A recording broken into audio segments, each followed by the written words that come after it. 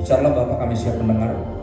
Kami minta bantuan Roh Kudus karena sadar daging kami lemah, konsentrasi kami mudah buyar, iman kami kerap kali goyah, kami susah dibilangin tapi kami berdoa. Biar roh kami yang menurut Engkau peluk ya Roh Kudus, sehingga waktu ini tidak berlalu sia-sia. Kami minta bantuan Roh Kudus kepadamu Bapa yang baik, dalam nama Tuhan Yesus. Siap nama firman Tuhan dan diubahkan, dicerahkan, dan dia bangkitkan dalam nama Yesus. Semuanya berkata amin. Silakan duduk semua teman-teman. Thank you. Silakan duduk. Thanks for having me. Ini bagiannya akan aku bagi dua karena crowdnya ada dua jenis. Yang pertama yang lebih muda, kita akan ngomongin tentang aku lebih suka menyebut judulnya sebagai Johan, yaitu ada nama Johan di sini. Johan. Jomblo untuk Tuhan. Itu maksudnya. Sebelum nyari Johan, jodoh dari Tuhan, kita harus jadi Johan, yaitu jomblo untuk Tuhan. Itu idenya. Itu first part akan dibagi dua, baru satu lagi tentang yang udah keburu terlanjur menikah ya. Apa yang bisa dilakukan? Karena kalau udah terlanjur ya udah, nasi udah jadi bubur, tinggal ditambahin kerupuk, bawang, sama semua yang lain, cakwe dan kawan-kawannya. Udah jadi bubur, bikin bubur yang enak. Jangan cuma disesali. Tapi disadari bahwa ada kehendak Tuhan mempersatukan kedua anaknya, walaupun yang satunya mungkin atau dua-duanya bertobatnya belakangan. Ya, saya tumbuh besar punya bestie karena perkenalan dari Pastor Raguel. Jadi yang bestinya sebenarnya Raguel, namanya Raditya Olowan. Itu berdua suami istri, ya almarhum Raditya Olowan dan istrinya sekarang masih ada. Itu dua-duanya itu hancur. Cuman dua-duanya mau dipulihkan sama Tuhan, mau sungguh-sungguh sama Tuhan, dan akhirnya kita bisa lihat hasilnya baik. Ya, dan puji Tuhan. Jadi nggak ada yang istilah terlanjur itu sudah nggak ada rencana Tuhan dalam persatukan. Tadi mulai dari yang satu yang sederhana dulu ya. Pertanyaan ada dua yang ditugaskan kepada saya. Yang pertama, apa yang diperlukan untuk menemukan pasangan yang tepat? Atau pasangannya yang harus seperti apa? Idenya adalah bukan tentang mencari pasangan yang tepat, tapi menjadi pasangan yang tepat. Ya makanya tadi jomblo untuk Tuhan sebelum dipertemukan atau mencari jodoh yang dari Tuhan. Ya. Di bagian pertama ini tentang becoming a godly partner. Ketika masih single ini mesti dengerin, karena one day lu akan harusnya. Kalau emang kecuali terpanggil untuk selibat ya, selibat itu artinya single buat Tuhan. Jadi nggak mau married dan segala macam, ini beda. This one is not for you, tapi percayalah, ini juga buat kita karena ini basic sebenarnya, basic dari kekristenan. Oke, yang pertama adalah boleh bicara ini kesiapan. Bangga sedikit orang yang bergerak ke asmara karena kesepian, atau karena teman-temannya boleh pacaran dan dia pikir, gue harus pacaran juga. Padahal belum tahu buat apa pacaran. Contohnya anak gua, umur 14, ngapain lagi pacaran? Gak jelas. Dan dia masih ngaku juga tuh pacaran. Terus apa? Teleponan sampai jam 12 malam, terus nyamperin kelasnya mulu. Kalau bukan pacaran namanya apa? Dia nggak tahu pacaran itu apa. Udah pacaran dan dia bilang tuh bukan. Ya terus ya udahlah. Ya. Kita lihat aja dia mau kemana kan. Yang pertama adalah tentang kesiapan. Semua banyak kan bergerak ketika mencari pasangan adalah karena ngerasa kesepian, karena ngerasa jiwa gue ini setengah, gue mesti ketemu belahan jiwa gue biar jadi utuh, dan itu sesat. Ini nggak ada kita yang terlahir setengah teman-teman. Kita terlahir utuh, dan di dalam Yesus kalaupun kita setengah, sempat stegi, setengah gila atau apapun itu, kita jadi waras di dalam Yesus. Di dalam Yesus kita utuh. Amin. Ya.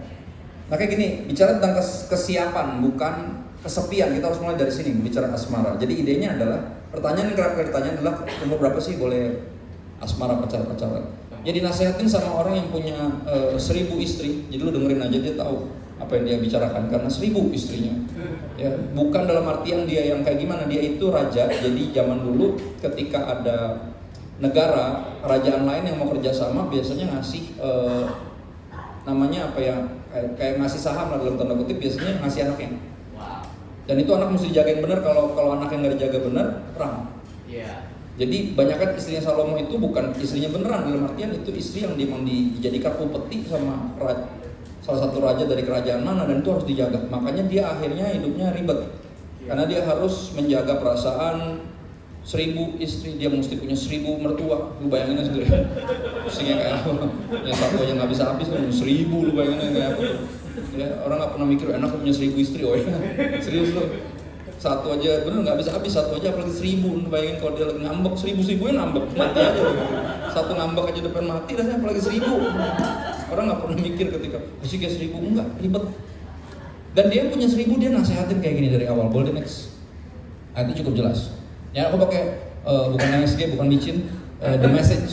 Ini parafrase bukan terjemahan Alkitab, tapi diparafrasekan, dikalimatkan ulang. Dia bilang gini, do not excite love, don't stir it up until the time is right and you are ready. Bahasa artinya gini, bahasa Sundanya nggak bisa. Ya, bahasa Indonesianya adalah gini, nggak usah cinta-cintaan. Karena gini, di umur kayak gini, di umur-umur ABG, yang paling muda umur berapa di ruangan ini?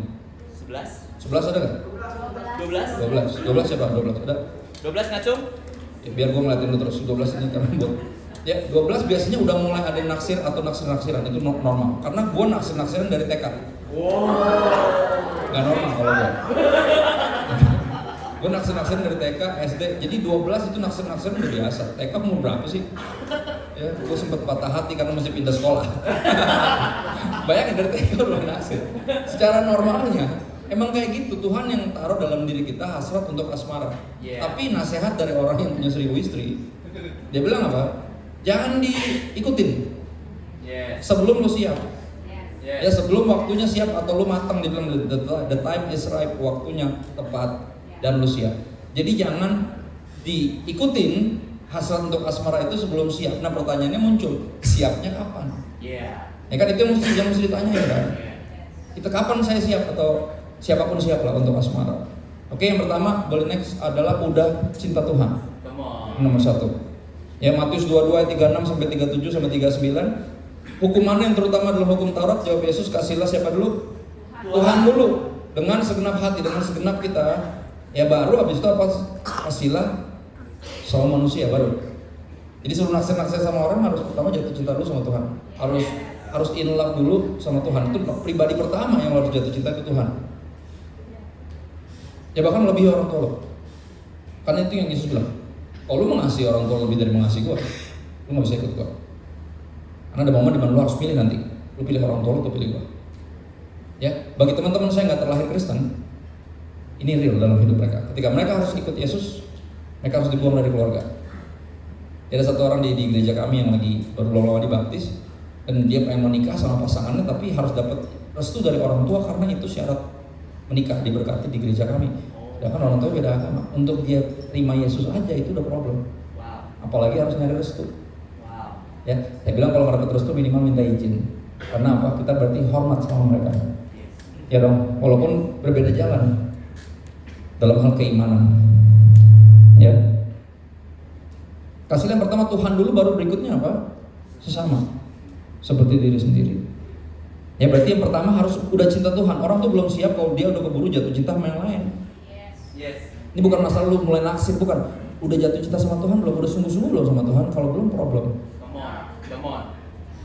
Ya, orang yang nggak cinta Tuhan, ketika dia udah keburu jatuh cinta sama yang lain, dia akan jadi bucin, dan kalau udah bucin, ini problemnya nanti dia akan sangat sulit untuk dibawa cinta Tuhan. Ya, makanya beberapa pernikahan kita bisa lihat istrinya doang gereja, suaminya nggak jelas.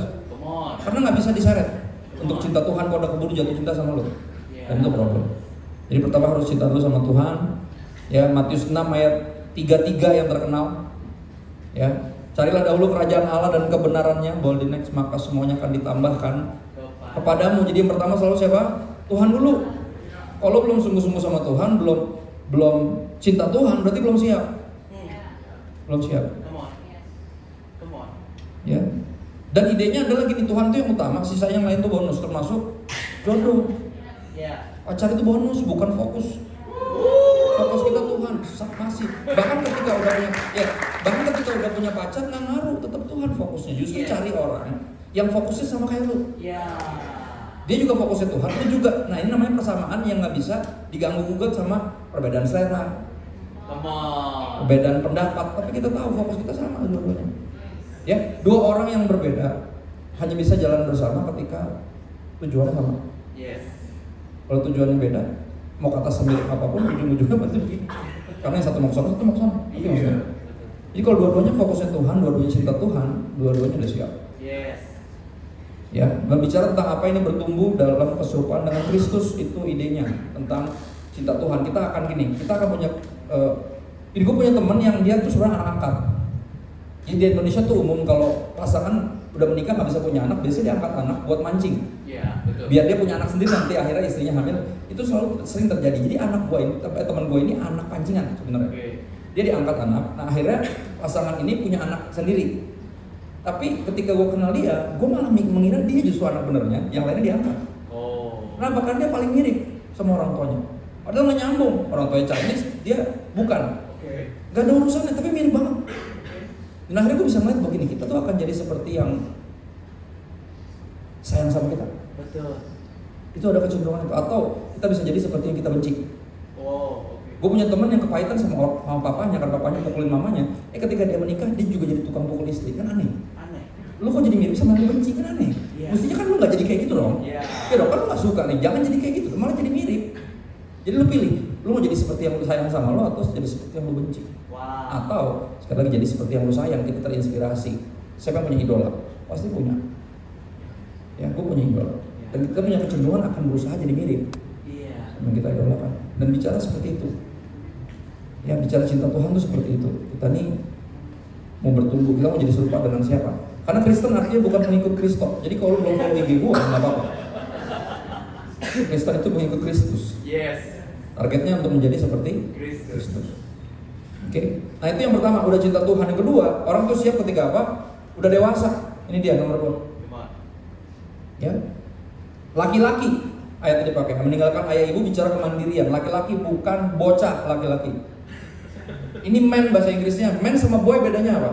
Ada yang bisa bahasa Inggris ya rata-rata ya? Pada diajarin di sekolah. Bedanya apa?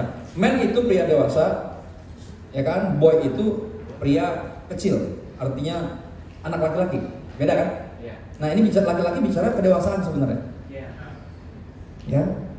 Artinya udah mandiri, nggak anak mami lagi. Kadang orang udah nikah masih anak mami. Dikit-dikit kalau masalah mama dulu. Atau mamanya muda-muda nggak ngerti fase hidup. Come on. Ya, nggak ngerti fase hidup. Gue selalu gini, kalau aku berkatin pernikahan, aku selalu nasihatin juga orang tuanya. Lu mesti ngerti, ketika mereka udah married, kalian harus tahu posisi kalian berubah. Yes. Bukan jadi orang tua lagi, Yes. jadi kakak kelas Wow. dalam pernikahan. Karena dia juga udah menikah sekarang. Iya. Ngerti ya? Jadi nggak bisa mudak-mudak lagi. Ini bukan keluarga lu lagi sekarang. Ini bukan anak lu lagi dalam tanda kutip. Ini suami orang, ini istri orang. Iya, betul. Harus hormat, harus ngerti posisi. Nggak bisa lagi kayak, tapi kamu harus hormat orang tua. Nah gitu konsepnya. Ketika dia udah married, udah punya keluarga, dia udah jadi adik kelas. Lu juga kelas sekarang, udah bukan jadi orang tua lagi. I see. Nggak bisa ngatur-ngatur lagi. Dan ini yang mesti didisiplin juga, mesti dikasih pengertian juga. Kalau nggak terlibat, yang ini udah dewasa, orang tuanya belum. Come on. Akhirnya mudak-mudak. Come on. Akhirnya apa? Cerainya bukan gara-gara mereka nggak sayang-sayangan, tapi karena ada yang apa ya bahasa Ibrani itu ngereokin gitu loh, ngerecokin, nggak ngerti menempatkan diri. Ya. Teman-teman gini, udah cukup dewasa untuk apa? Untuk percaya, untuk sadar bahwa gini loh, berkaitan tentang jodoh. Kalau Tuhan belum kasih atau pertemukan, berarti Anda belum memerlukannya. Come on. Itu artinya dewasa. Ya orang yang gila-gila pengen punya pacar itu namanya penyembah berhala. Kalau dikasih pacar gawat. Dia penyembah berhala yang dikasih berhala. Ngeri. Dia akan jadikan segalanya. Dan akhirnya apa? Kecewa pasti. Karena yang bisa jadi segala cuma Tuhan. Yang lain terbatas. Gak ada yang bisa. Ya. Dewasa adalah untuk menyadari bahwa berkaitan tentang jodoh, kalau Tuhan belum pertemukan, berarti saya belum apa? Memerlukannya. Ya dewasa dalam banyak konteks adalah juga pulih dan dewasa dalam sisi emosional. Kepahitan sama orang tua mesti diberesin dulu. Gambar diri yang rusak mesti diberesin dulu. Kalau nggak masuk pernikahan hancur banget. Ya ada orang yang bahkan belum bisa move on dari mantannya yang selingkuhin dia. Terus dia pacaran sama yang sekarang, akhirnya kerjaannya apa? Cuman cemburu tanpa alasan yang jelas. Wow. Karena dia kira apa? Semua cowok kayak mantannya yang buaya itu. Wow. Padahal ini serigala bukan buaya. Sama-sama binatang ya. Jangan dong, seleranya harus diperbaiki. Iya. Ya kan suka kayak gitu ya. Yang gue bingung lagi orang gereja aja, seleranya tuh bad boy, aneh kan? Terus kasihan anak-anak Tuhan yang baik-baik gitu loh. Gak ada yang mau. Yang duniawi seleranya bad boy, yang rohani seleranya bad boy. Terus yang good boy gimana? Dikacangin. Akhirnya lama-lama tergoda untuk, karena gini nembak alasan nolaknya tuh nggak jelas gitu loh. Kalau nggak suka tinggal bilang. Ya, selalu gitu nggak enak. Akhirnya apa ngomongnya? Kamu tuh terlalu baik buat aku. Jadi bajingan akhirnya, ya kan? Karena dia pengen jadi jahat buat lo. Kamu terlalu baik buat lo, jadi lo nggak mau on gitu. Kalau nggak suka tinggal bilang, lo bukan selera gue, selesai. Iya. Orang-orang punya selera, dan itu hak masing-masing dong. Gak harus suka. Tapi kan jangan bilang kamu terlalu baik buat aku, kan random. Apa maksudnya? Terus kalau nembak terus bawa pistol gitu, gimana? Gue udah jahat loh. Kan gitu. Aneh. Bener kan aneh kalau dipikirin. Atau kalau mau nembak ditampar lu, gimana? Udah jahat loh kan gitu. Mau nggak lo sama gue gitu. Kalau terakhir gue nembak cewek kan terlalu baik, sekarang gue mau jahat nih. Kalau sebetulnya lu mau kan gitu. Kemana sih otaknya ya kan? Kalau nggak suka tinggal jujur. Come on. Tinggal jujur. Come on. Ya, dan berikutnya dewasa bicara mau berubah jadi lebih baik. Karena ada orang yang kalau bocil tuh selalu mikirnya apa ya? Gue emang orang kayak gini. Lo harus belajar terima gue apa adanya. Teman-teman gini, gue ini produk dari diterima apa adanya. Ya, sama orang tua gue, sama istri gue salah satunya. Dan gini gue tahu, diterima apa adanya bukan alasan untuk tidak memperbaiki diri. Yeah. Diterima ada apa adanya justru memotivasi kita untuk jadi lebih baik. Karena kita bersyukur ada yang mau terima kita apa adanya. Yeah. Ya kan gitu idenya. Ya berikutnya yang itu yang pertama kesiapan, udah dewasa sama udah cinta Tuhan. Oke balik, udah cinta Tuhan sama udah dewasa. Yang kedua kekudusan ini masih tentang yang masih single, yang mesti jadi johan dulu, jomblo untuk Tuhan. Yang berikutnya tentang mengasihi bukan menzolimi. Kalau lu nggak tahu apa itu cinta, please nggak usah asmara-asmaraan. Oke.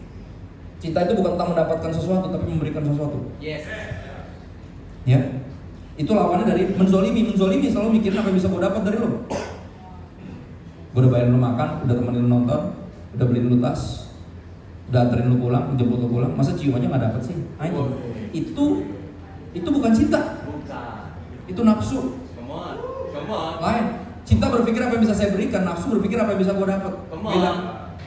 Kalau itu yang masih di otak lu nggak tahu itu cinta, please jangan, lu kan merusakkan orang, lu kan merusak diri lu sendiri. Ya, 1 Korintus 13 ayat 5 bilang kasih tidak melakukan yang tidak sopan. Kenapa orang pacaran anggur-anggur, grepe-grepe? Kenapa? Karena dia nggak punya cinta. Yang dia pikirin dia cuma mencari keuntungan dirinya sendiri. Itu jelas kok. Kasih tidak melakukan tidak sopan. Kenapa? Karena dia nggak mencari keuntungan dirinya sendiri.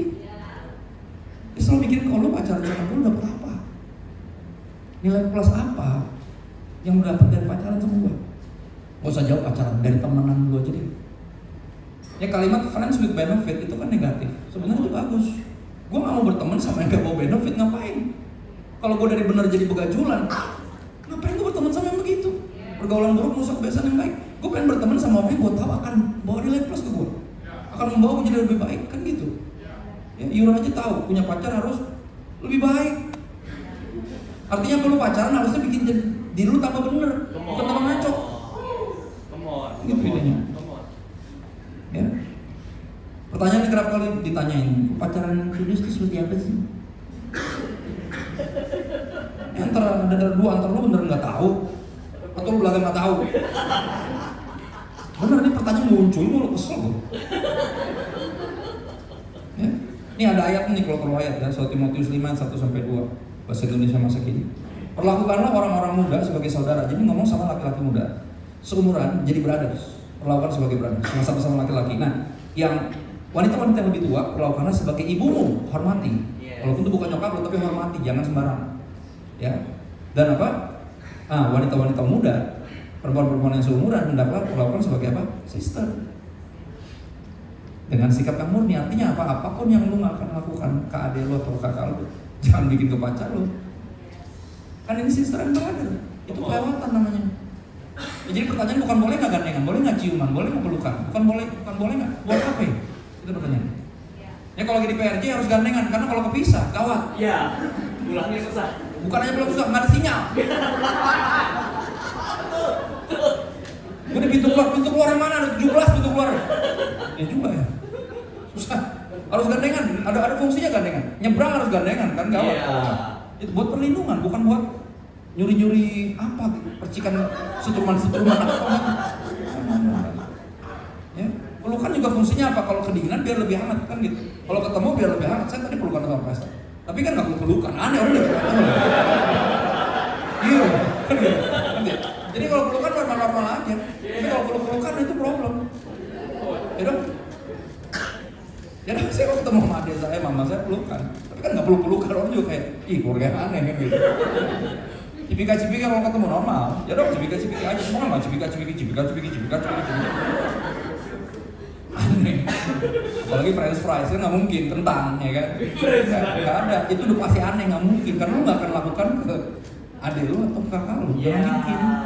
Itu udah cross the board, cross the line, udah pasti lewat atas itu. Ya atau kalau bahasa saya ini bahasa lebih vulgar ya, dengerin ya. Ntar kalau bingung tanya sama orang tuanya. Apapun yang bikin Anda terangsang, jangan lakukan. Yes. Itu berarti kejauhan. Karena Yes. kadar horninya tiap orang lain-lain. Ya, tanya tuh, langsung horny apa? Tanya sama orang tuanya. Ya, nggak apa-apa. Sex education harus muncul dari orang tua sendiri, bukan dari outsource. Yes. Jangan kalau outsource soalnya nggak bertanggung jawab. Ya, kita bertanggung jawab ini anak kita sendiri kok. Anak saya laki semua. Sex education mereka berasal dari saya, bukan dari orang lain. Ya. Dan mereka ngerti bahwa ini seks itu ciptaan Tuhan, bukan ciptaan setan. Makanya harus sesuai sama yang tertulis. Dan lucunya ayat ini kita ketemu. Ya, lakukan dengan murni. Jadi ketika pacaran sebagai orang Kristen kita harus sebagai brothers and sisters. Dan pacaran kudus tipsnya sederhana teman-teman. Ya, ketika mau pacaran nyanyi dulu. Ku yakin hal hadir di sini.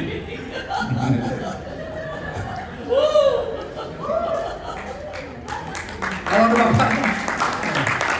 bapaknya ada di situ, lu pasti nggak mungkin macam-macam, benar? Betul. Apalagi ada Yesus. Ya betul. Oke.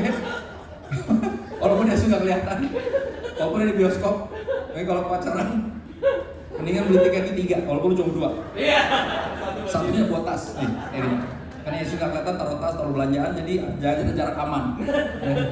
Jadi nggak ada tuh sentuhan-sentuhan yang tidak perlu, yang menimbulkan bara api dan kebakaran. Kalau gitu. Ya jangan. Itu sederhana. Kekudusan, dan ini ayatnya powerful tentang kekudusan ini. 1 Tesalonika 4 ayat 3 sampai 7. Dan ini berlaku ternyata bukan hanya pas pacaran, tapi juga sampai pernikahan. Ya, ada di depan nulisnya yang ngasih dia. Karena inilah kehendak Allah. Oke, kalau mau tahu apa kehendak Tuhan, sanctification, pengudusan kita untuk kita jadi kudus, bukan sebaliknya. Ya, yaitu apa? Gimana caranya supaya proses itu berjalan dengan baik? Jauhilah percabulan, apapun itu. Ya, supaya kamu nanti dia, tipsnya lucunya, masing-masing mengambil seorang perempuan atau laki-laki menjadi istri atau suamimu sendiri. Jadi lebih baik menikah daripada hangus oleh hawa nafsu. Dan makanya kalau belum bisa mengendalikan diri, kalau belum sungguh-sungguh sama Tuhan, belum takut Tuhan, belum cinta Tuhan, jangan asmara, gawat. Lu mencobai diri lu sendiri. Kan dalam diri lu ada hasrat itu. Tuhan yang ciptain lu dengan hasrat itu. Ya. Nah gini, mengambil seorang perempuan atau laki-laki jadi istri atau suamimu sendiri dan hidup dalam pengudusan dan penghormatan, bukan dalam keinginan hawa nafsu seperti yang dibuat oleh orang-orang yang gak mengenal Tuhan. Dan supaya dalam hal-hal ini, dalam hal sexual purity, kemurnian seksual, ya, orang ini jangan memperlakukan saudaranya, sekali lagi brothers and sistersnya, dengan tidak baik atau memperdayakannya. Jangan memperdaya. Dan apa? Karena Tuhan adalah pembalas dari semuanya ini. Ini serius teman-teman. Yang lu macam-macam sama anak Tuhan ngajak ribut bapaknya. Itu idenya. Lu mesti tahu ini bukan cuma anak sama bapaknya yang mesti dijagain, ini anak Tuhan. Wow. Ini sister lu, ini brother lu dalam Kristus. Gak mestinya lu perlakukan, lu zolimi, lu perlakukan dengan tidak senonoh, gak mestinya. Kalau sayang itu dijaga bukan dirusak. Itu idenya. Itu idenya. Ya kan ntar ada aja bilang kalau kamu sayang sama aku, buktikan. Ya lu yang ngomong. Kalau lu sayang aku buktikan, gak usah minta gue ngelakuin yang enggak. Betul. Kan gitu. Betul. Bukan dia yang ngomong, lu yang ngomong. Kalau dia minta yang aneh-aneh, lu yang ngomong. Kalau lu sayang sama gue, mesti lu gak minta kayak gitu. Kenyataan lu minta berarti lu sebenarnya gak sayang. Ya dong. Harus berani perempuan khususnya. Harus berani. Karena Tuhan adalah pembalas dari semuanya ini seperti yang telah kami katakan dan tegaskan dahulu. Artinya ini sering diingatkan. Dulu udah pernah gue kasih tahu, sekarang gue kasih tahu lagi. Biar gak ada yang belaga bego. Ini kan selalu, ajarin dulu sih gimana sih? Antar lu beneran gak tahu atau belaga gak tahu kan gitu. Yes. Allah memanggil kita bukan untuk melakukan apa yang cemar, melainkan apa yang kudus. Sekali lagi. Ya, ini yang kedua. Kudusan yang ketiga namanya kejelasan. Ya harus ada tujuannya. Jadi nggak ada tuh jalanin aja dulu. Nggak ada. Ada yang pernah naik angkot? Ada. Siapa yang pernah naik angkot selalu nanya dulu, ini kesini nggak? Padahal ada tulisannya kan di stikernya kan ada tuh. Ya kan? Cuman kadang abangnya suka random kan? Stikernya doang, tapi ntar nggak nyampe putar balik dia. Iya betul. Terus kita suruh nyambung sama siapa ini? Makanya gue lu sampai sini nggak gitu? Wah enggak, nanti kalau sepi nanti ya udah, berarti cari angkot yang lain yang lebih jelas. Betul. Bener ya? Betul. Pasti nanya kejelasan dulu. Mau naik angkot aja bisa nanya kenapa pacaran, bisa jalanin aja dulu gitu. Gue nggak ngerti. Ini otak kenapa nih? Gini. Tapi abangnya ganteng, gitu. Sopirnya ganteng, wangi. Ya, angkotnya gaul. Speakernya 5.1, 7.1, mau nonton DVD loh, mau nonton film, mau 7.1. Wah, marah dia. Serius, angkotnya gitu, ngeri banget. Stiker depannya Hosana, gantungan yang di kaca tengahnya kalau salib, bukan tasbih bukan, kalau salib. Wah, itu Kristen banget abangnya. Ya, cuma ketika ditanya, bang ini nyampe sono nggak? Jawabannya nggak jelas. Udah naik aja dulu nih. Naik nggak kira-kira? Enggak. Gak ada urusan mau di pelayaran kayak mau pendeta kayak. Kalau dia nggak punya tujuan yang jelas jangan mau. Harus berani bilang gini, lu kalau nggak jelas saya sendiri, nggak usah ngajak-ngajak orang. Orang belum tahu mau kemana nggak jelas ini. Ya kan, jadi jangan tergoda dengan penampilan, dengan semua aspek yang lain. Kalau nggak ada tujuannya jangan. Sesuatu yang nggak ada tujuannya itu pasti bahaya banget. Coba-coba, ya. Emangnya di situ mobil mau beli test drive gitu, gue coba, nggak boleh. Ya hati ini terlalu berharga untuk coba-coba. Hidup ini terlalu berharga. Waktu apalagi sama untuk coba-coba. Bayangin kalau coba, gak jelas gitu loh. Udah 9 tahun pacaran kagak merit. Aku beli mobilnya udah lunas dari 5 tahun. Ntar lagi ke rumah udah lunas, gak jelas juga. Jadi ditanya kapan merit, selalu jangan tekan aku. Jangan tekan aku gimana? Gue cuma butuh kejelasan. Sampai yang namanya nyanyi mau dibawa kemana, itu kan tandanya kelamaan nggak jelas. Dari dulu masih nganggur sampai sekarang masih nganggur. Alasannya belum ketemu yang sesuai passion. Wih, bodo amat, passion gue kerja. Lu serius gak sama gue kerja? Kalau serius passion, bodo amat sama passion. Bener, suka emosi gue. Orang suka kerja tuh apa aja yang penting halal. Orang dunia aja tahu kok. Gengsi lu yang bikin lu nganggur. Ya, siap komitmen 100% untuk menikah. Amsal 27:17 bilang gini, pernikahan, dan ntar masuk ke pernikahan soalnya.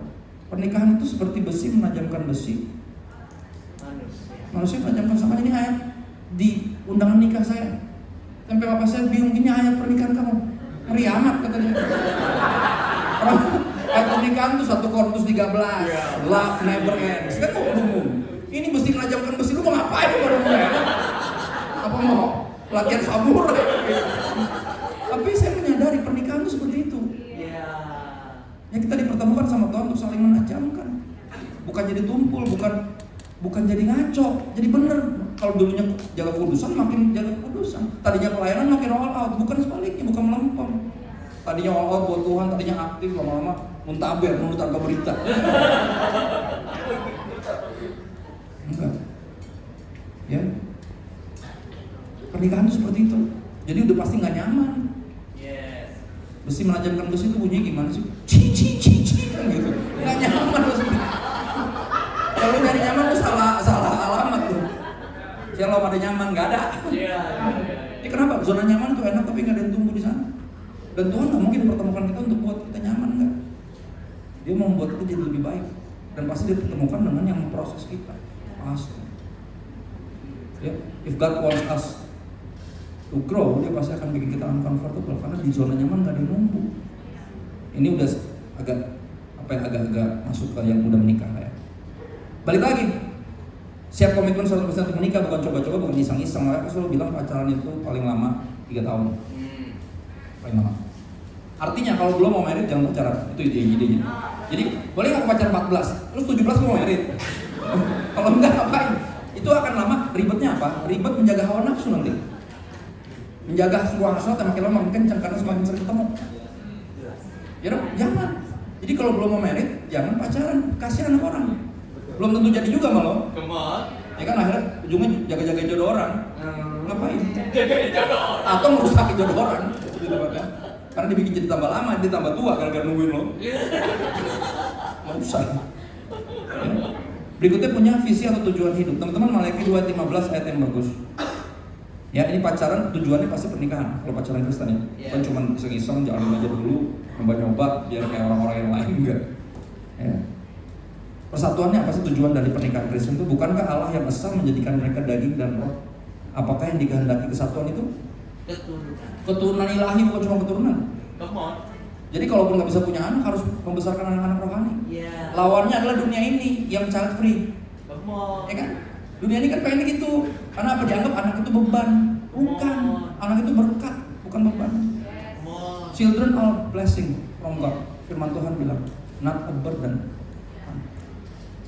Jadi kalaupun lo nggak bisa punya anak, kan soalnya ada pernikahan nggak bisa punya anak. Iya, iya. Dari awal dikasih tahu ketika ngecek kromosom segala macam, ini kalau punya anak dipaksain anaknya bisa cacat. Come on. Akhirnya apa, nggak bisa punya anak, tapi kan bisa angkat anak. Iya. Kenapa? Karena tujuannya itu keturunan ilahi, bukan cuma keturunan. Ya, ilahi. Jadi kalaupun punya anak sendiri juga sama. Kita harus membesarkannya sebagai anak rohani kita. Jangan cuma dikasih makan. Diajarin berdoa. Dan gak kayak kelinci. Amat lucu, matanya bulat, telinganya panjang, tapi saya terdapat sembahyang kan gitu lah. Kelinciku amat lucu, matanya bulat, telinganya panjang, tapi saya tak dapat sembahyang. Itu lagu sekolah minggu saya. Saya nggak menyadari arti sampai sudah detik, berarti gue dibully dulu. Kalau lu cuma ganteng, cuma keren, cuma cakep, tapi nggak tahu sembahyang, nggak rohani, lu kayak kelinci. Dari kecil dipakai cara yang begitu, jangan kayak binatang deh, gitu. Itu real, ada lagunya, tapi apa sih artinya? Dari lu tuh penasaran, apa sih lagu ini? Tapi itu maksudnya, ya harus sungguh-sungguh sama Tuhan. Ya, jadi jaga dirimu, janganlah orang nggak setia terhadap istri dari masa mudanya atau pernikahannya, sebenarnya cuma sekali. Ya. Nah ini dia sekarang kita masuk ke teman-teman yang udah menikah. Oke, dalam waktu yang udah habis. Enggak, berapa menit lagi? 15. Oh serius? Kita pasti 15 tahun. Waktu gue ya? Terusin aja. Oh gitu, gue nggak tahu sebenarnya. Oke. Yang ketujuh itu ada 6, yang ketujuh ada 1. Nah, kedewasaan dalam mengelola keuangan salah satunya. Kenapa? Karena uang itu saingannya Tuhan.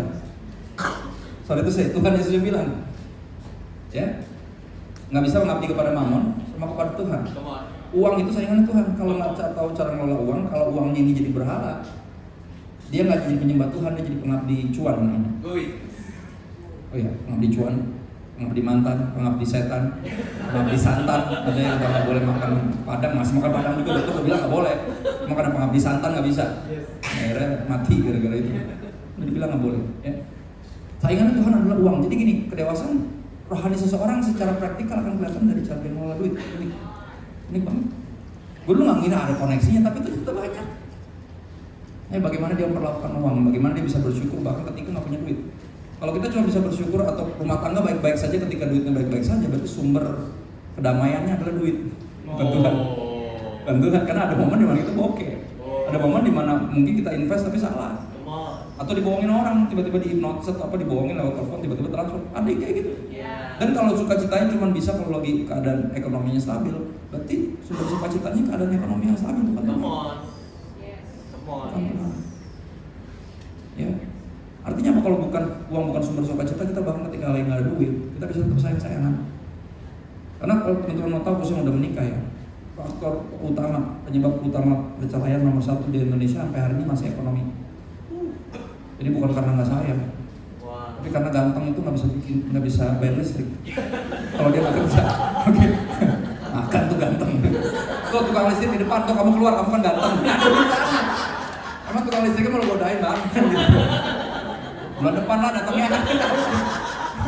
Nggak kena dia, apalagi dia laki. Bener aja loh. Bukan tukang listrik laki. Aneh. Ya, nomor 1 ekonomi, bukan karena cinta. Bukan karena nggak sayang-sayangan, tapi apa? Nggak bisa pakai cinta doang, perlu duit. Dan nyari duit adalah tanda cinta sebenarnya. Dia berjuang untuk yang dikasihi. Bukan bikin alasan sibuk nyari kerjaan. Sibuk bantuin orang, bahkan belum dapat kerjaan tetap, tapi jadilah orang-orang yang helpful, jangan jadi beban. Ya dong, apa susah jadi helpful? Bantuin kan? Ya, itu anaknya Siapa yang jemput siang-siang, kan kalian berdua kerja? Nggak ada sih, saya aja yang jemputin, nggak dibayar, tawarin, lama-lama jadi sopir loh, ya kan? Bener nggak? Mulai dari situ dulu. Kalau orang terberkati udah tahu ini sampelnya kerjaan udah bagus, pasti kan ditarik. Banyak kan kita nggak tahu kenalannya pendeta ini, cuma kenalan doang. Kerjaannya kayak gimana kita nggak tahu. Ayo kasih teaser lah, kasih tester gitu loh. Nih loh, kalau gue jemputin kayak gini, kalau gue bantuin lo nih kayak gini nih, kan gitu. Lama-lama direkrut pasti. Ya. Kerjalah sebelum dapat kerjaan. Come on. Banyak yang bisa dibantu kok. Yes. Banyak yang bisa dikerjain. Yes. Jangan sibuk ngerjain anak orang. Come on. Cari yang udah kerja, anak orang kaya, terus mau ngapain? Hah? Lu mau bikin dia jadi lebih susah gitu? Ya kan harusnya kita nambah apa? Nilai plus dong. Yes. Bukan malah nyari buat kepentingan. Ya. Nah ini bagi yang udah menikah ini PR saya. Ini bagian saya. Ya, apa yang perlu atau terus dilakukan, di-adjust, disesuaikan dan diisi dalam pernikahan sehingga rumah tangga yang terbentuk boleh dibangun semua, bahkan semua anggota keluarga dengan visi Tuhan dan hidup memuliakan Tuhan. Idenya gini, kita mulai dari pernikahan. Mujizat pertama Yesus terjadi di pernikahan. Di pesta nikah, pesta kawin. Pesta kawin yang bermasalah, kenapa? Karena anggurnya habis. Itu zaman sekarang tuh kayak makanannya kurang. Tapi anggur masalah lebih ribet, kalau makanan kurang bisa di McDonald. Kan dipotong-potong, dikira ayam apa, kan bukan? Kasih madu atau bukan? Itu McDonald, bukan? Orang nggak tahu. Tapi kalau anggur itu masalah gini, anggur itu kan nggak sembarang, apalagi zaman dulu. Dan anggur pernikahan itu anggur yang bagus, yang perlu berapa tahun lamanya untuk nggak bisa dapat sembarangan. Kalaupun ada pasti mahal. Akhirnya apa? Matilah dia, karena baru mulai aja punya masalah. Tapi puji Tuhan ada siapa? Di Yesus. Ya kata siapa pernikahan Kristen bebas dari masalah? Enggak. Sebelumnya aja udah ada masalah. Sejak kapan kita pikir kalau udah menikah masalahnya beres? Kagak. Apalagi kalau nikahnya ngutang, nah itu dia. Yang nggak ngutang aja jadi masalah, apalagi yang ada. Lo kan sibuk bayar utang dulu, baru bisa mulai bangun hidup lo kan gitu. Jadi berapapun modalnya mendingan disesuaikan. Baru bangun bareng-bareng dibanding sibuk bayar utang malah ribet. Orang sibuk bayar utang nggak sempat jadi berkat, orang sibuk bayar utang. Buat tanggung jawab kita. Jadi jangan, masalah itu udah pasti ada. Sebelum merit ada, apalagi udah merit, makin ada masalah. Dari hari pertama aja ada. Tapi bukan berarti apa? Gak ada mujizat yang bisa dibuat. Sama siapa? Sama Yesus. Saya nggak tahu masalah rumah tangganya apa, masing-masing pasti punya. Kenapa? Karena ini dua-duanya makhluk yang bermasalah. Masalah tambah masalah, mimpi buruk kan gitu. Ya? Kita ini pendosa, saya pendosa, istri saya pendosa tambah pendosa, nggak jadi benar, nggak mungkin jadi benar. Tapi ini yang menarik dari Tuhan, dia mempertemukan kita yang sama-sama nggak benar, tapi yang sungguh-sungguh sama dia, untuk saling menajamkan sehingga dua-dua jadi benar. Lucu, yang makanya disebutnya apa? Mujizat. Dan kunci mujizat apa? Sederhana. Apa yang Yesus bilang lu ikutin udah. Itu aja. Apa masalahnya? Cari tahu firman Tuhan bilang apa. Kalau kita lagi ngalamin kayak gini, kita mesti ngapain? Firman Tuhan pasti kasih tahu. Dia lagi ditipu orang, lagi salah invest atau lagi ribut sama anak, ada di sini semua. Kita mesti ngapain? Ikutin udah. Makanya kalau dia bilang nurut. Itu tips sederhana untuk pernikahan Kristen. Ya apapun itu masalahnya, nurutkan sama Yesus. Kita cari kehendak Tuhan sama-sama. Ya, coba ayo ajakin semuanya untuk berdoa. Bukan karena saya lebih rohani, saya juga hancur. Saya juga gagal jadi ayah, jadi imamnya saya gagal. Tapi ayo kita cari tahu Tuhan pengen kita apa. Ya. Itu pertama. Masalah akan selalu ada, tapi ada nggak iman sama Yesus? Iman sama Yesus kelihatan dari ketaatan pada yang dia perintahkan. Ya, akhirnya jadi mujizat, karena pada akhirnya pernikahan itu mujizat, sesuatu yang biasa jadi luar biasa. Air kobokan yang diubah jadi anggur itu air buat cuci tangan loh guys. Bukan air minum yang dari pegunungan, kagak ada murni-murni buat cuci tangan dibilangnya. Ya itu yang jadi air anggur terbaik. Ya, pendosa tambah pendosa. Kok bisa bertahan 21 tahun? Saya 16 tahun pernikahan, 21 tahun saya kenal dia. 2 tahun temenan, 3 tahun pacaran, setahun tunangan, 16 tahun married. Kok bisa? Orang biasa bisa jadi luar biasa. Karena gini, teman-teman saya seangkatan saya, yang sekuler maupun yang Kristen, nggak ada yang berhasil lewat tahun ke-7. Kita udah di 16 sekarang. Ini seangkatan saya nggak menghakimi yang lain, tapi yang seangkatan saya. Dan jawabannya kunci cuma satu, pasti karena mujizat Tuhan. Yang terjadi karena apa? Karena kita ikutin Yesus. Mujizat kan yang biasa jadi luar biasa, air jadi anggur, pendosa jadi apa? Jadi jadi pendeta gitu. Bener, gue kalau kagak merit jadi pendeta bro. Come on. Istri gue nggak nikahin pendeta, dia nikahin desainer grafis, nggak bohong. Dan dia juga ngatur, gue juga ngatur bukan jadi pendeta. Cuman siapa yang buat? Tuhan lo pasti, nggak mungkin gue. Ya, asli dah. Nah berikutnya ada tips lagi yang sederhana, teman-teman yang udah menikah, khususnya kita ke Efesus 5 ayat 21 sampai 23, 25, 28 terus 31 sampai 33, baca cepat. Ini tipsnya dalam pernikahan, rendahkanlah dirimu seorang kepada yang lain. Jadi dua-duanya harus berlomba untuk saling merendahkan diri. Itu idenya. Harus berlomba. Ya. Motivasinya apa? Takut akan Kristus. Bukan takut istri, udah gue ikutin aja. Happy wife, happy life. Kita gitu. Ya, happy spouse, happy house. Artinya bukan tentang wife atau tentang husband, dua-duanya harus saling merendahkan diri sehingga dua-duanya saling merasa dihargai, dan itu yang penting. Dua-duanya penting kok. Dua-duanya pengen dihargai, nggak cuma laki yang pengen dihargai, nggak cuma perempuan yang pengen disayang, dua-duanya pengen dihargai dan pengen disayang. Ayo saling. Ya. Nah ini khusus para istri, tunduklah kepada suamimu seperti kepada Tuhan. Karena suami adalah kepala istri sama seperti Kristus adalah kepala jemaat. Dialah yang menyelamatkan tubuh. Dan saya selalu bersyukur sama istri saya. Kenapa? Karena dia mau tunduk sama saya. Karena itu yang membantu saya jadi pemimpin yang sekarang. Saya nggak bisa memimpin. Saya ngatur diri saya aja nggak bisa. Kalau saya jadi bisa ngatur rumah tangga, bisa memimpin rumah tangga, itu pasti karena ada support. Kalau dia nggak mau tunduk, susah. Makanya kita kerjasama. Bahkan sama anak-anak saya ajak kita kerjasama sama Papa Mama. Kalian bantu. Papa Mama udah susah-susah nyari uang biar kalian bisa sekolah tempat yang bagus. Benar. Nggak usah pinter amat, yang penting benar. Ya jangan sampai nggak bisa. Ya, berarti kalau nggak bisa, berarti lu ngapain di sekolah? Gitu. Disuruh di rumah belajar mulu, emang di sekolah main gundu. Nah gue nggak tahu. Kenyataan bahwa lu marah disuruh belajar di rumah, gue asumsikan belajar di sekolah. Pas ulangan jelek, kan kesel gue. Berarti apa lu bener di sekolah bener gak belajar? Belum tentu. Bisa jadi cengok-cengok, bengong-bengong, gangguin orang. Nggak jelas. 8 jam, 9 jam. Kan kesel di luar punya duit kan di sekolah. Emosi, kerjasama, ayo bantuin Papa Mama untuk jadi orang tua yang baik. Karena orang tua yang baik adalah juga andil dari anak-anak yang ngebantuin orang tua.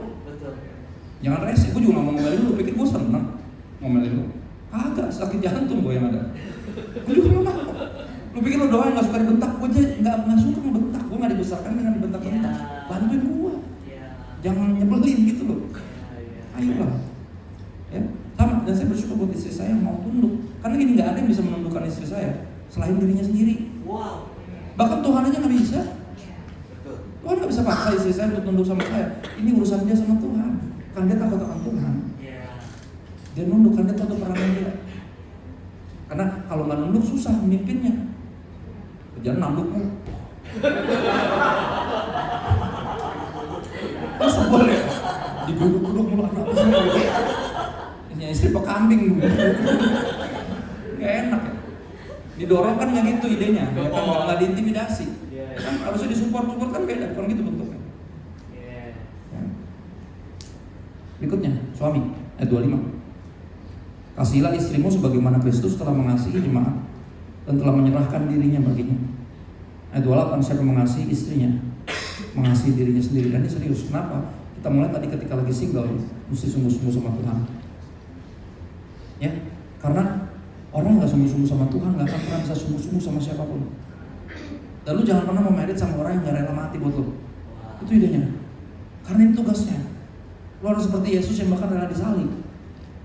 Ya, para suami untuk istri yang lu kasihi. Sudah sebesar itu belum cinta lu sama dia. Kalau belum jangan. Lu nggak ngerti apa itu cinta. Cinta itu diwarnai dengan namanya sacrifice. Sacrifice itu nggak pernah menguntungkan buat yang berkorban. Ya kalau kita selalu mikir gue dapat apa, itu bukan cinta. Sekali lagi itu nafsu dan jangan mulai asmara kalau belum ngerti tentang sacrifice.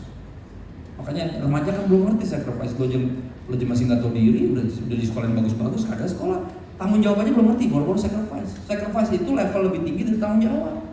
Tanggung jawab dulu, dari sana baru belajar sacrifice. Ketika lo apa sacrifice kan gini, kita mulai bertanggung jawab atas orang lain. Gini, Yesus mati disalib, emang dosanya siapa yang dia tebus? Hah? Yang dia pikul itu mestinya salibnya siapa? Ya kan? Sacrifice itu ke sana. Gak mikirin dirinya sendiri sama sekali. Dan ini yang cukup jelas. Jadi ketika kita menyakiti istri kita tahu kita lagi menyakiti diri kita sendiri. Ketika kita mengasihi istri kita mengasihi diri kita sendiri. Ayat 31. Sebab itu laki-laki yang meninggalkan ayah ibunya bersatu dengan istrinya sehingga keduanya jadi satu daging. Ya, rahasia ini besar. Jadi pernikahan bukan cuma miracles tapi juga misteri. Yang harus dikulik bareng-bareng sampai mau misalnya.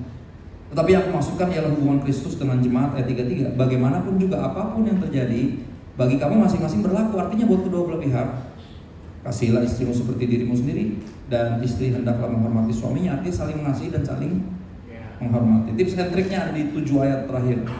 Oke, buat para istri dengerin baik-baik. Yang ngomong soalnya udah married, bukan Paulus tapi Petrus. Saya suka stres kalau lihat pernikahan di gereja diberkatin. Yang dikutip Yesus satu ya udah pastilah. Berikutnya Paulus juga gak married. Tahu apa dia? Gitu. Ya, Petrus yang udah married ngomong gini. Mujizat kedua Yesus setelah ubah air jadi anggur kan nyembuhin ibu mertua Petrus. Jadi Petrus dari awal ikut Yesus udah married. Dan ini dia ngomong tentang pernikahan. Hai istri-istri, tunduklah kepada suamimu. Ayat 2. Ya, dengan kemurnian dan salehnya hidup kamu memenangkan dia, bukan dengan perkataan. Suami nggak bisa diapa-apain. Lagi diomelin, emangnya anaknya diomelin. Kadang berlaku kayak bocil, emang iya. Cuma tetap nggak bisa ngomelin dia. Bukan anak lo itu. Ya. Ayat 3-4, perhiasanmu jangan secara lahiriah. Jangan tergoda sama dunia ini yang sibuk permak-permak di luar. Boleh, nggak ada yang salah ngerawat diri, tapi bukan itu utamanya. Melainkan perhiasan yang nggak binasa yang berasal dari ini. Roh yang lemah lembut dan tentram, ini dia idenya. Ada yang tahu Hulk yang warna hijau? Nggak ada yang bisa menjinakkan Hulk kecuali perempuan yang dia sayang. Lu perhatiin tuh, tank, pesawat tempur, kelar semua mau gitu. Dia tuh cuma adem kalau yang dia sayang tuh. Pas mau ngancurin helikopter tiba-tiba ada ceweknya nggak jadi, kan gitu. Laki tuh kayak gitu, yang bisa menjinakkan kita cuma istri kita sebenarnya. Nah kalau istrinya tentrem, kalau istrinya bawaannya ngereok mulu, yang tadinya jinak jadi kebakaran jenggot kan gitu, padahal nggak ada jenggotnya. Rambutnya udah habis, baru-baru jenggot. Janganlah. Perannya adalah sebagai penenang seperti siapa? Siapa yang buat kita tenang dan gak takut? Penghibur siapa? Roh Kudus. Peran Tuhan sendiri. Penolong bukan pembantu. Jadi jangan merasa direndahin. Kalau teman-teman tahu ya kata Ezra dipakai di Alkitab, pakai secara khusus yang menikah dengan perempuan itu kuat, powerful banget malah. Dipakai selalu dalam konteks militer. Dan ini Tuhan yang membela kita, menolong kita secara militer. Bayangin, perempuan itu bukan gak kuat, justru kuat. Makanya penolong itu biasanya lebih kuat dari yang ditolong. Ya dong, itu idenya. Kalau yang nolong lebih lemah ya, ini gue tolongin lah juga gak bisa, cuma ya kan, udah pasti lebih kuat. Makanya ayo, perannya dilakukan. Ya, utamakan itu perhiasan yang sangat berharga di mata Allah, yang kekal, yang gak sementara, yang semu. Ayat 7 langsung laki-laki, lompat aja, ayat itu cuma 1 laki-laki, perempuan dan 6. Kenapa? Ya udah dibilang tadi gak bisa dikotbahin dia. Ayatnya 1 aja, cuma nampol langsung. Demikian juga kamu, artinya apa? Lu juga harus menghormati istri lu, ya saleh hidup lu, gitu. Harus punya roh yang lemah lembut juga, belajar. Walaupun orang Batak, orang Ambon, nggak ada alasan. Belajar untuk lemah lembut seperti Yesus, rendah hati dan lemah lembut, kan gitu. Ya, sehingga jiwa lu meroleh ketenangan, nggak ada kekacauan di rumah gara-gara adu mekanik, kan gitu. Ya. Hiduplah bijaksana. Bijaksana artinya thoughtful, penuh pertimbangan dengan istrimu. Kenapa? Karena mereka kaum yang lebih lemah, mungkin bukan secara fisik. Karena kalau secara fisik perempuan lebih kuat. Ya gue pakai waktu married nggak jadi pakai pantofel, pakainya Converse. Karena pantofel ada naiknya gini. Dan itu bentar doang, gue berasa kelas pegel banget tuh gitu. Bayang perempuan bisa haknya main bang gitu, main bola, ada yang main bola. Gila nih. Ya. Gue gini, laki masuk angin aja udah uring-uringan, perempuan masuk bayi 9 bulan. Udah bayi di perutnya, bayi itu udah pasti lebih kuat. Gila nih, ada orang di perutnya gimana? Kalau yang dilema di sini bukan degrading, artinya apa? Pasti perasaannya lebih mudah dilukai. You know, pasti kan. Sekuat apapun, mau sihuk apapun, kan sihuk yang perempuan, tetap aja perasaan lebih mudah. Jadi harus hati-hati, ngomongnya mesti hati-hati. Ya, hormati secara fisik, secara finansial, secara verbal, secara emosional. Hormati. Ya. Ayatnya jelas, hormatilah mereka. Nah ini yang Rasul Paulus nggak pernah ngomong. Jadi seolah istri tugasnya hormat sama suami mengasihi istri. Enggak, suami juga harus menghormati istri. No, ada ayatnya. Ya, hormatilah mereka sebagai teman pewaris dari kasih karunia itu kehidupan. Nah ini dia. Skakmat supaya doamu jangan terlalu. Wow. Gampang banget. Ya lu pengen diberkati, pengen doa lu denger sama Tuhan. Jangan macam-macam sama anaknya. Rawatin benar, jagain benar, kasih yang benar. Ya, karena lu yang janji di hadapan Tuhan. Ya dong, tepati janji lu. Niscaya semua bisnis yang kita jalan. Gini, 99,9% laki-laki yang datang ke saya dengan bisnis yang berantakan, saya langsung tebak lu mukulin bini lo ya, dan jawaban saya benar. Reaksi tapi ada dua, marah atau nangis di tempat. Ya, nangis karena tahu emang iya, dan akhir baru menyadari ya, kok gue bego banget ya. Gue minta Tuhan berkatin gue, tapi gue nyakitin anaknya. Di mana akal sehat gue? Ya, atau yang marah biasanya jangan so tau pak, kenapa marah? Karena bener, ya kan? Tapi banyak kayak gitu tapi sedihnya. Yang nangis jarang, yang nyadar jarang. Karena aku berdoa banyak yang nyadar di sini. Bukan yang karena gini, kebenaran itu menyakitkan, tapi idenya ada dua. Kalau sakit lu bertobat atau lu marah. Karena kebenaran pasti menyinggung, itu idenya. Ya, jadi pilihan ada di tangan kita. Kita mau nurut sama Yesus atau enggak. Apapun masalah keluarga kita, apapun bisa datang, sekali lagi masalah. Tapi jangan keluar taat sama Yesus. Ya dan apa? Ikutin tipsnya. Semua ada di sini kok. Mesti ngapain, mesti bertingkah apa seperti apa. Perannya seperti apa. Jadi ketika masing-masing menjalankan perannya, semua akan berjalan. Kalau kita sibuk ngurusin peran orang, akhirnya tuntutan jadi berantem terus. Lu jadi suami gimana sih? Lah, yang ngomongnya belum tentu benar jadi istri. Karena sibuk ngurusin suaminya, mesti ngapain? Enggak, lu aja lu ngapain dulu. Bagian lu kerjain. Lu berdoa biar suami lu bisa ngelakuin bagian lu. That's it, gak usah ribut. Ya, yuk kita ngobrol, udah selesai.